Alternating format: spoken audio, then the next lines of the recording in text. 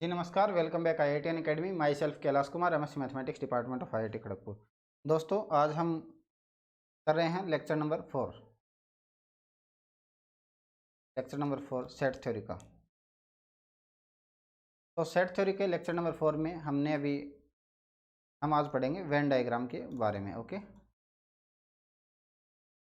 Venn diagram. Okay दोस्तों, Venn diagram से जितने भी क्वेश्चन होते हैं सेट थ्योरी के, लगभग सारे क्वेश्चन वेन डायग्राम से होते हैं। हमने वेन डायग्राम को स्टडी करने के लिए पीछे हम 3 लेक्चर कर चुके हैं। उसमें हमने बेसिक कंसेप्ट को जाना सेट थ्योरी से रिलेटेड। ओके, अब जानते हैं वेन डायग्राम के बारे में। जैसे कि हमें पता है कि किसी चीज़ को अगर हम कम्युनिकेशन करते हैं तो हमें कितनी प्रॉब्लम हो सकती है। जैसे कि बात करते हैं कम्युनिकेशन करने के कितने तरीके हैं। मान लीजिए कम्युनिकेशन करने के हमारे पास कितने तरीके हैं, 3 प्रकार हैं। जैसे अगर एक तो होता है ऑडियो, एक होता है वीडियो, और दूसरा क्या है, ऑडियो प्लस वीडियो। दोस्तों, अगर मैं आपको सिर्फ अपनी ऑडियो के बारे में बताऊं, सिर्फ मैं आपसे बातें करता रहूं, लेकिन आपको रिप्रेजेंट करके मैं नहीं दिखाऊं किसी भी चीज़ को, एक्सप्रेशन अगर मैं नहीं दूं आपको, तो शायद आपको कम समझ में आएगा। ओके, जैसे कई बार हम सिर्फ बातें सुनते रहते हैं लेकिन उसका हम प्रैक्टिकल नहीं करते, तो हमें कम समझ में आता है उस चीज़ के बारे में ना।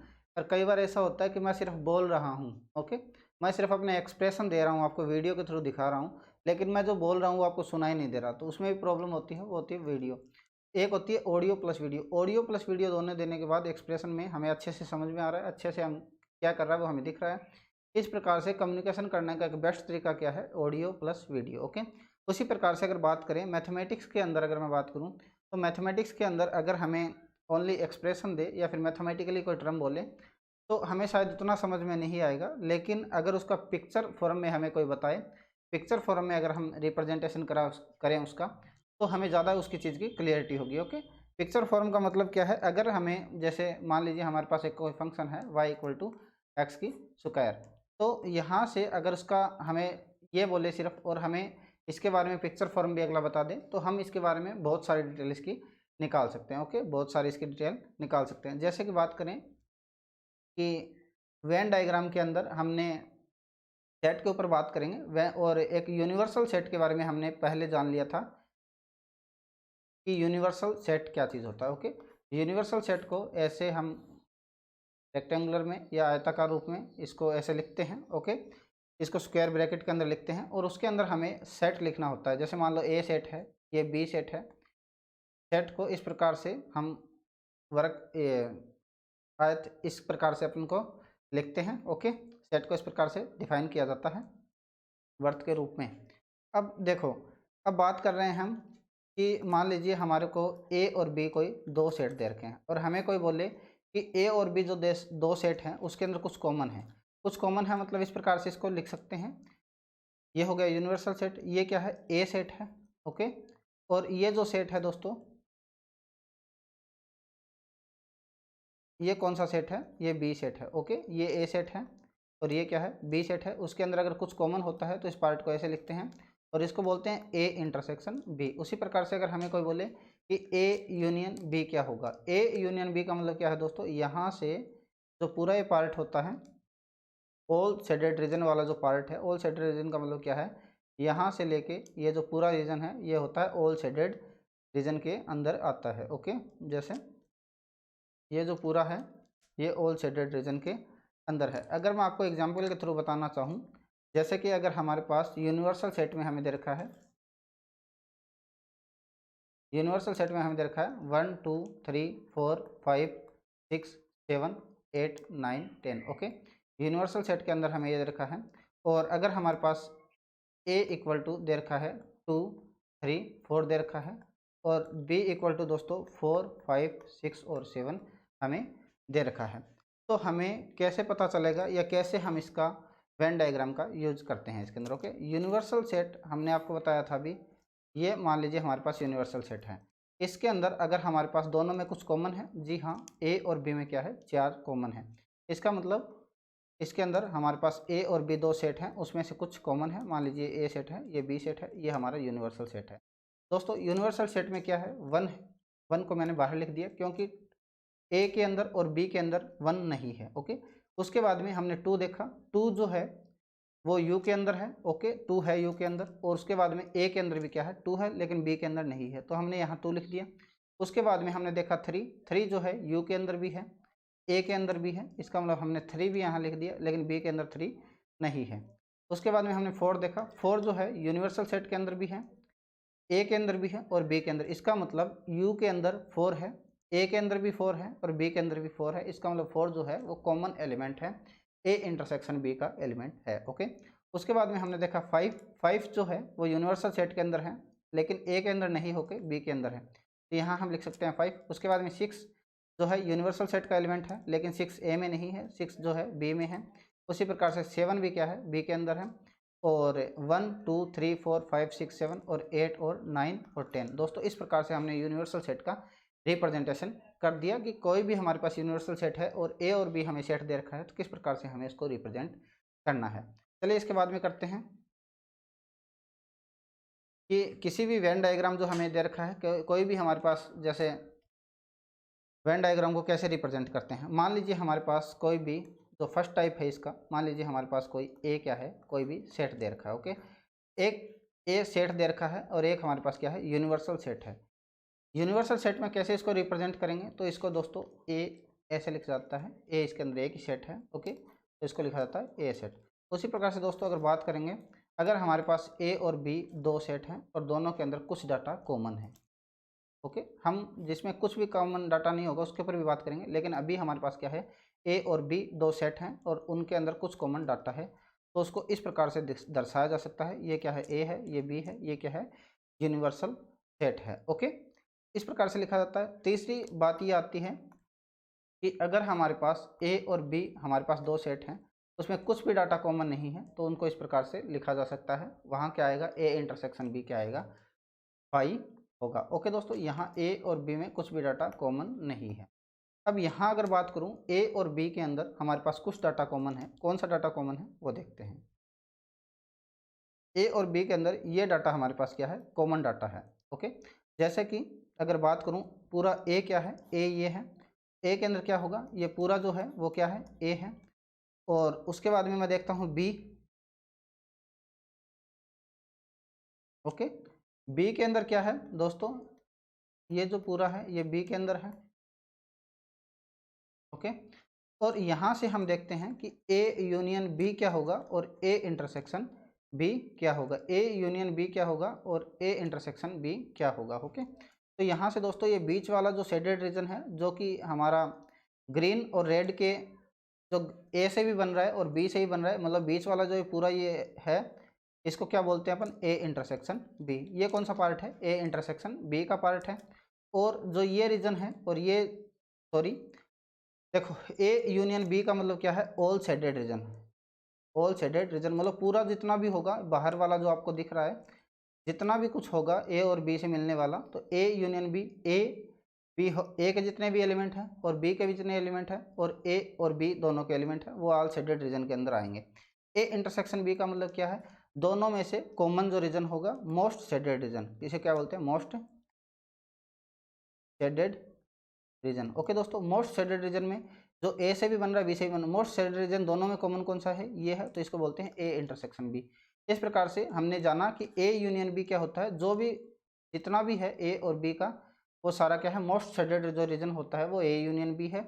और ए इंटरसेक्शन बी क्या होता है, ए इंटरसेक्शन बी का मतलब क्या है दोस्तों, most shaded reason. Okay, most shaded reason दोनों में से जो कॉमन पार्ट होगा वो होगा ए इंटरसेक्शन बी। ओके, उसके बाद में हम बात करते हैं कि अगर हमारे पास कि डिसजॉइंट की हमने बात कर ली, उसके बाद में बात करेंगे कि ए माइनस बी जो हमने लिखा था और बी माइनस ए दोस्तों क्या होता है, इसके बारे में अपन जानते हैं। अभी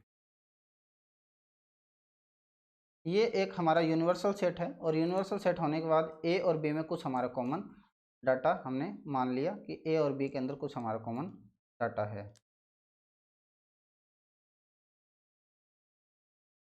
ए और बी के अंदर कुछ कॉमन डाटा है, तो यहाँ पर ए माइनस बी और ये क्या है, बी माइनस ए कैसे लिखा जाएगा। ओके, ए माइनस बी का मतलब क्या है, ए के वो एलिमेंट जहाँ बी नहीं हो, बी के वो एलिमेंट जहाँ ए नहीं हो। ओके, ए का वो रीजन जहाँ बी नहीं हो, मतलब ए का वो रीजन ये ए है और ये क्या है, बी है। ए का वो रीजन जहाँ बी नहीं हो, बी कहाँ नहीं है, बी तो ये है, तो ए का वो रीजन जहाँ बी नहीं हो, इसका मतलब ए माइनस बी क्या होगा, ये इतना रीजन जो होगा ए माइनस बी लिखा जाएगा। उसी प्रकार से दोस्तों, उसी प्रकार से ये जो है बी माइनस ए का मतलब क्या है कि जहाँ ए नहीं होना चाहिए, तो यहाँ ए नहीं है।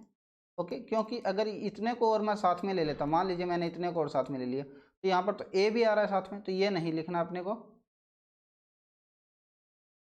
ओके, तो इसको लिखते हैं बी माइनस ए, इसको लिखते हैं ए माइनस बी।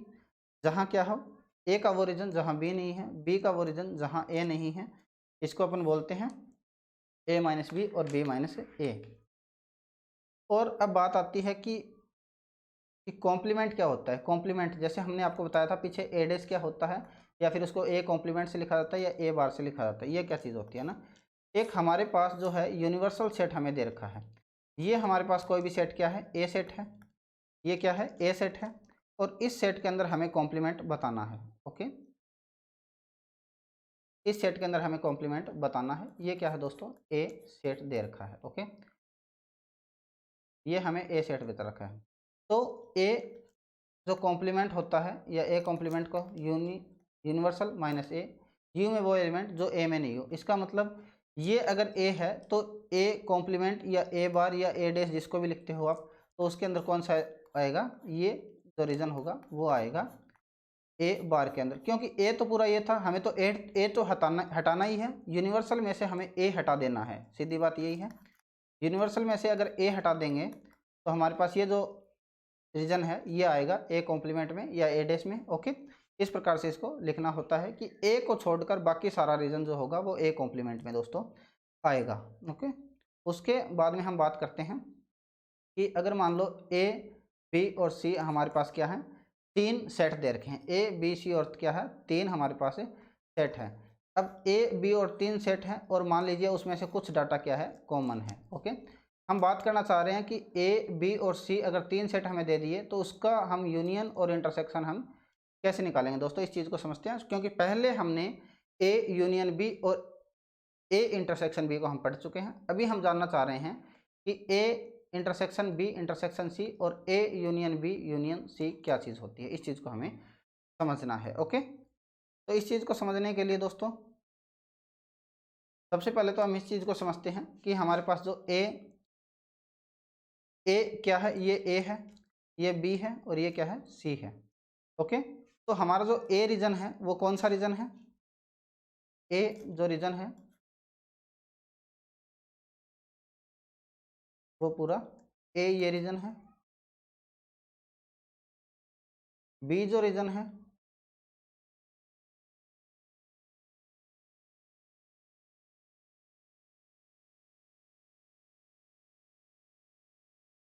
ये दोस्तों बी रीजन है। ओके, उसके बाद में बात करते हैं सी रीजन कौन सा है, ये जो है हमारा सी का पूरा रीजन। ओके, अब यहाँ पर बात आती है कि A union B union C क्या है। हमने आपको बताया था कि A union B union C का मतलब क्या है, पूरा शेडेड रीजन क्या होगा, ऑल शेडेड रीजन। दोस्तों ऑल शेडेड रीजन, ये जो पूरा रीजन है यहाँ से यहाँ तक जितना भी ए बी सी का जो रीजन है, ये सारा जो क्या है वो क्या है, ऑल शेडेड रीजन के अंदर आएगा। ओके, ऑल शेडेड रीजन के अंदर आएगा। अब बात करते हैं A intersection B intersection C क्या है। हमने आपको बताया था मोस्ट शेडेड जो रीजन होता है वो A intersection B intersection C के अंदर आएगा। दोस्तों ए से जो मोस्ट शेडेड रीजन बन रहा है, तीनों में से कॉमन पार्ट क्या है दोस्तों, हम देख पा रहे हैं कि ये जो पार्ट है वो ए के अंदर भी है, बी के अंदर भी है, और सी के अंदर भी है। जो ये रीजन होगा मोस्ट शेडेड रीजन होगा। ओके, तो इसको क्या बोलते हैं हम, A intersection B intersection C जो होगा वो ये पार्ट कहलाएगा।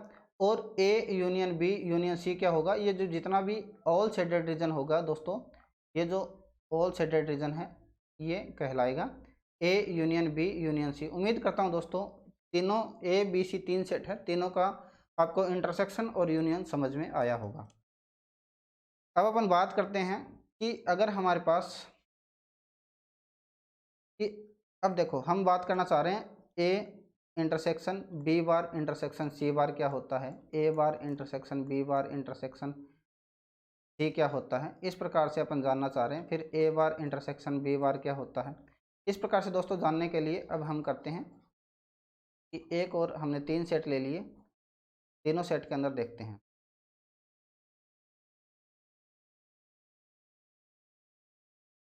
हमारा ये ए सेट है, ये बी सेट है,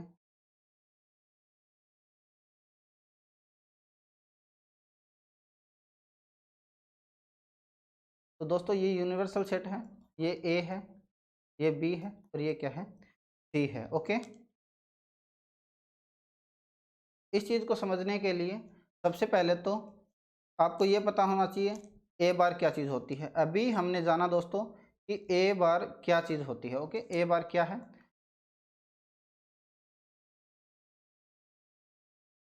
ए बार जो है दोस्तों वो यूनिवर्सल माइनस ए कर देंगे, मतलब पूरा जो है जहाँ ए नहीं होना चाहिए। ओके, जहाँ यूनिवर्सल है उसमें से अपन ए हटा देंगे, उसको बोलते हैं ए बार। ए बार का मतलब आपको समझ में आ गया, जहाँ ए ना हो।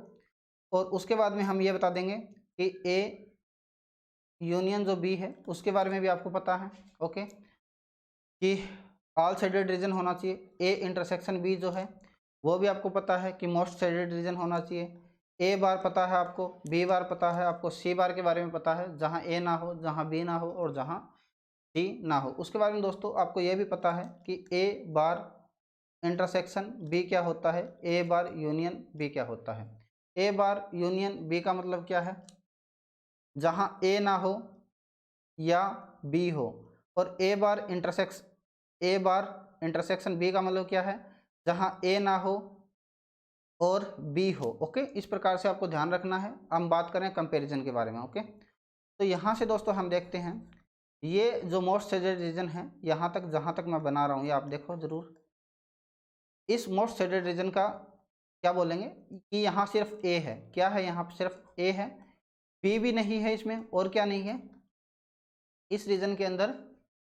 इस रीजन के अंदर क्या है दोस्तों, ए है, बी नहीं है और सी भी नहीं है। ओके दोस्तों, ओनली सिर्फ इसमें क्या है, ए है, बी नहीं है और सी भी नहीं है। उसी प्रकार से दोस्तों ये जो शेडेड रीजन अपना बन रहा है, ये जो शेडेड रीजन है इसके अंदर क्या देखा आपने, इस शेडेड रीजन के अंदर क्या है, इसमें ए नहीं है, बी है ओनली, और क्या है, सी भी नहीं है। ओके, ए नहीं है, बी है और सी नहीं है। उसी प्रकार से दोस्तों ये जो शेडेड रीजन है इसके अंदर क्या है, A intersection B intersection C, only C है। ओके, ए भी नहीं है और बी भी नहीं है, ओनली सी इसके अंदर है। अब बात करते हैं कि ये जो शेडेड रीजन है ये कौन सा शेडेड रीजन है। इतने शेडेड रीजन की बात करें, इसके अंदर क्या है, ए है, बी भी है, लेकिन कौन सा नहीं है दोस्तों, सी नहीं है। इस शेडेड रीजन की बात करूं, ए है, बी है, बट दोस्तों कौन सा नहीं है, सी नहीं है। बात करेंगे दोस्तों इस शेडेड रीजन की, इस शेडेड रीजन में क्या है, बी भी है और सी भी नहीं है, कौन सा नहीं है, ए नहीं है, ए नहीं है।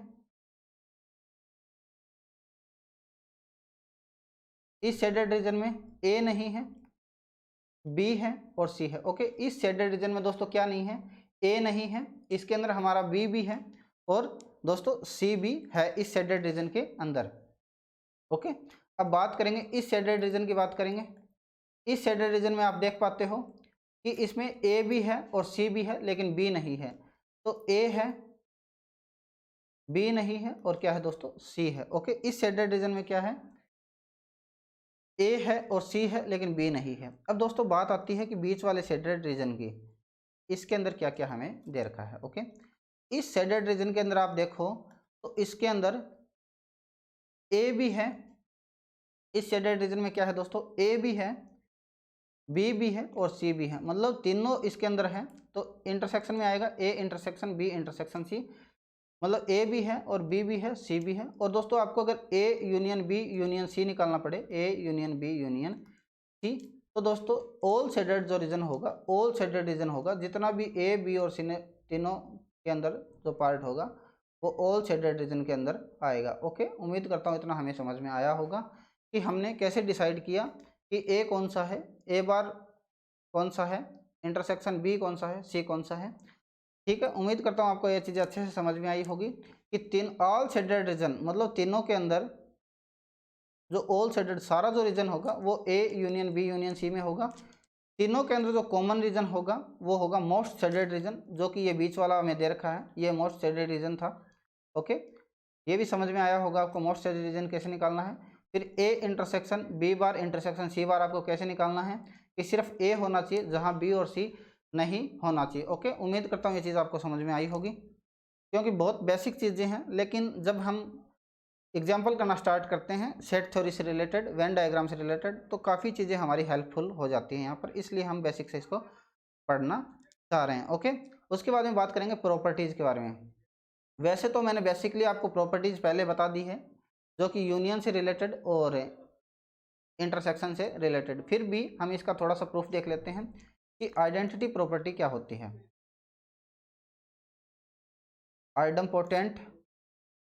आइडम्पोटेंट लो क्या चीज़ होता है। ओके, तो इसमें फर्स्ट जो प्रॉपर्टी है ए यूनियन ए क्या होता है और ए इंटरसेक्शन ए क्या होता है, उसे क्या बोलते हैं। आइडम्पोटेंट का मतलब क्या है, ए के साथ अगर कोई भी अपन ऑपरेशन लगाएं ए स्क्वायर इक्वल टू ए जो होता है दोस्तों, वैसे आइडम्पोटेंट का मतलब आप लीनियर अलजेब्रा को आपने पढ़ा होगा, वहाँ पर आपने देखा होगा कि ए स्क्वायर इक्वल टू ए क्या होता है, आइडम्पोटेंट बोला जाता है। ओके, इसी प्रकार से हम बोलते हैं idempotent law A union A equal to क्या होगा, ए होगा, और ए इंटरसेक्शन ए क्या होगा, ए होगा। जैसे कि दोस्तों अगर हमारे पास ये यूनिवर्सल सेट है, उसके अंदर ये हमारा क्या है, एक ए क्या है, हमारा कोई भी सेट है, ये हमने ए एक सेट लिख लिया, तो उस सेट का उसी सेट के साथ यूनियन निकालेंगे। दोस्तों ये हमारा एक सेट था, इसी के साथ अगर मैं यूनियन निकाल रहा हूँ तो क्या आएगा, मेरे पास ए ही आएगा, कोई दिक्कत नहीं। इसी सेट का इसी के साथ यूनियन निकालूंगा तो सेट तो वही रहेगा हमारे पास, जैसे 1 2 3 है, और दूसरा भी अपने पास मान लो ए और सेट है 1 2 3 है, तो इसका चाहे मैं यूनियन निकालूं तो भी क्या आएगा, दोनों में से क्या है, दोनों में से 1 2 3 है, और मैं ए इंटरसेक्शन अगर ए निकालूं तो भी दोस्तों 1 2 3 आएगा मेरे पास, तो है ना। तो यहाँ से अपन प्रूफ देख सकते हैं कि जो भी हमारे पास ए सेट होता है उसका अपन यूनियन निकालें चाहे इंटरसेक्शन निकालें, वो हमेशा क्या आता है, ए आता है। ओके, उसके बाद में बात करते हैं प्रॉपर्टी नंबर 2, जिसको बोलते हैं आइडेंटिटी प्रॉपर्टी। आइडेंटिटी लॉ में क्या होता है दोस्तों, ए यूनियन कर रहा हूँ फाई के साथ तो दोस्तों ए आएगा, ए इंटरसेक्शन कर रहा हूँ फाई के साथ वो भी क्या आएगा, फाई। ओके, फिर बात कर रहे हैं ए यूनियन कर रहे हैं यू के साथ तो यूनिवर्सल सेट आएगा, और ए कर रहे हैं इंटरसेक्शन यूनिवर्सल सेट के साथ तो ए आएगा। दोस्तों यहाँ से अपनी समझने की बातें स्टार्ट होती हैं। जैसे देखो फाई जो होता है उसके अंदर कोई एलिमेंट नहीं होता, तो कोई एलिमेंट नहीं होता, वैसे भी अपन यूनियन निकाल रहे हैं, यूनियन निकालने का मतलब हमने आपको बताया था, ये अपने को यूनिवर्सल सेट है, ये हमारे पास ए कोई सेट है। ओके, ए कोई सेट दे रखा है, हमें यूनियन करना है, इसको तो ऐड करना ही है। और दूसरा हमने सेट फाइव उठाया जहाँ पर कोई एलिमेंट है ही नहीं, तो उसको किसके साथ मैं ऐड करूँगा, है ना। तो यूनिवर्सल सेट में अगर कोई सेट नहीं है उसके अंदर अगर यूनियन करना है तो सबसे बड़ा सेट कौन सा है, हमारे पास ए है, ए से छोटा ही होगा ये तो, है ना, क्योंकि फाइव जो है हमेशा सबसेट होता है ए का, आपको पता है फाइव सबसेट होगा ए का, तो फाइव सबसेट होगा ए का, और ए दे रखा है, दोनों का यूनियन करेंगे दोस्तों ए के बराबर आएगा। और बात आती है कि अगर मुझे इंटरसेक्शन करना पड़ जाए, इंटरसेक्शन का मतलब क्या है, common part most shaded reason मुझे निकालना है, सबसे छोटा होता है। ओके, ए बड़ा है और फाइव जो है वो इसका सबसेट है ए का, तो यहाँ पर मोस्ट शेडेड रीजन में क्या आएगा दोस्तों, फाइव आएगा, आपको ये क्लियरिटी होनी चाहिए। उसके बाद में बात कर रहे हैं अपन, उसके बाद में दोस्तों अगर मैं बात करूँ ए यूनियन यू की, ये हमारे पास यू है और ये हमारे पास दोस्तों ए है, दोनों का अगर मैं यूनियन निकालूं दोस्तों, हमारे पास जो यू है उसका यूनियन करना है मुझे ए के साथ। ए तो क्या है मेरे लिए, ये है ए, तो कोई दिक्कत नहीं है, यहाँ तक तो मैंने कर लिया। उसके बाद में मुझे निकालना है दोस्तों यूनियन, यूनियन करना है किसके साथ में, यू के साथ में, तो ये और रहा मेरा, ये लिख लिया मैंने यू, दोनों के साथ मुझे यूनियन करना है। तो यूनियन करने से मुझे दिख रहा है मोस्ट शेडेड रीजन कौन सा है, सॉरी ऑल शेडेड रीजन कौन सा है, यहाँ से मुझे क्लियर हो रहा है ऑल शेडेड रीजन में तो पूरा यू आ रहा है दोस्तों, क्या आ रहा है, क्योंकि सारी जगह ऑल शेडेड रीजन में सब कुछ आ गया इसलिए यू होगा। उसके बाद बात करें कि ए और यू का इंटरसेक्शन अपने को निकालना है, यहाँ से इंटरसेक्शन का मतलब क्या है, मोस्ट शेडेड रीजन, मोस्ट का मतलब दोनों में से क्या कॉमन है, यहाँ पर दोस्तों देख पा रहा हूँ मैं, यहाँ पर तो मैंने ए तो मेरा ये था और यू मेरा ये था, तो मोस्ट शेडेड रीजन क्या आ गया, ए आ गया। यहाँ से आपको क्लियरिटी होनी चाहिए आइडेंटिटी कि आइडेंटिटी जो लॉ है कैसे फॉलो होता है। ओके, उम्मीद करता हूँ इतना आपको समझ में आया होगा आइडेंटिटी लॉ के बारे में। अब अपन बात करते हैं आगे और कौन कौन सी प्रॉपर्टी होती है। कम्यूटेटिव लॉ भी होता है दोस्तों इसके अंदर, वैसे तो मैंने ये प्रॉपर्टी आपको लिखा दी है कम्यूटेटिव लॉ, फिर भी काफ़ी क्लियरिटी के लिए बता देता हूँ आपको कि ए यूनियन बी जो है वो बी यूनियन ए के इक्वल होता है, A union B, B union A के इक्वल होता है, और ए इंटरसेक्शन बी जो है वो ए बी इंटरसेक्शन ए के इक्वल होता है, और ए इंटरसेक्शन बी इंटरसेक्शन जो सी है वो A intersection B intersection C ऐसे भी लिख सकते हैं उसको। ओके, तो इस प्रकार की क्लियरिटी करने के लिए मान लीजिए हमारे पास कोई भी यूनिवर्सल सेट है, ये हमारे पास यूनिवर्सल सेट है। ओके, और इसके अंदर कुछ डाटा कॉमन मान लिया हमने, ए और बी में कुछ डाटा कॉमन है, तो मैं निकालना चाह रहा हूँ A union B. Okay, A union B अगर मैं निकालूंगा तो दोस्तों ये मेरा ए था और ये बी था, दोनों को यूनियन करना है, मतलब मोस्ट शेडेड रीजन मेरा आएगा। ओके, तो ए यूनियन बी निकालूं या मैं बी यूनियन ए निकालूं, बात तो बराबर ही है। पहले बी को लिख देता हूँ फिर यूनियन कर लेता हूँ, तो ए यूनियन बी और बी यूनियन ए दोस्तों दोनों इक्वल है मेरे। अब बात करूँ मैं सेकंड के बारे में कि ये यूनिवर्सल सेट है, ये हमारे पास क्या है, ए है पूरा, हमारे पास क्या है, ये ए है। उसके बाद में दोस्तों अगर बात करें बी की, ओके, ये क्या है, बी है। हमने ये जाना था कि इंटरसेक्शन में हमेशा मोस्ट शेडेड रीजन आएगा। दोस्तों दोनों में से कॉमन पार्ट कौन सा है, दोनों में से कॉमन दोस्तों ये पार्ट है।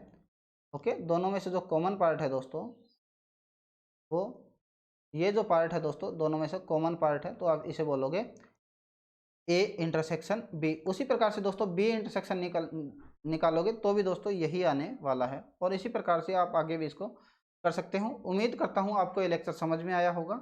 Okay, thanks for watching.